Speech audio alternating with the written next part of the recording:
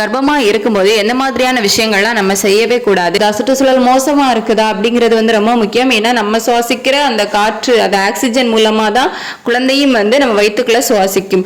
So சுத்தமான காற்று வந்து நமக்கு ரொம்ப முக்கியம். பால் நீங்க எடுத்துக்கிட்டீங்க அப்படின்னா குழந்தையோட வெயிட் வந்து கரெக்டான அளவுல இருக்கிறதுக்கு ரொம்பவே ஹெல்ப் பண்ணும். இந்த ஓவாமை பிரச்சனைகள்லாம் வந்து வராம தடுக்கிறதுக்கு இந்த வேர்க்கடலை வந்து ரொம்பவே ஹெல்ப் பண்ணும். சரி, குழந்தையோட முடி வளர்ச்சிக்கு வந்துட்டு புரத உணவுகள் ரொம்ப முக்கியம்.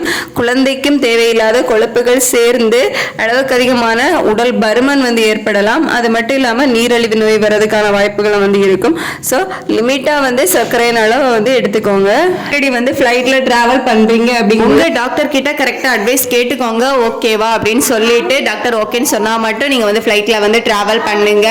ஸோ ஏன்னா அந்த கதிர்வீச்சுகள் வந்து ரொம்ப அபாயகரமானதா இது இருக்கும். ஸோ அடிக்கடி டிராவல் பண்றதெல்லாம் வந்து சேஃப் கிடையாது உங்களுக்கும் உங்க குழந்தைக்கும். ஸோ அது வந்து டாக்டர் அட்வைஸ் படி நீங்க வந்து ஃபாலோ பண்ணிக்கலாம்.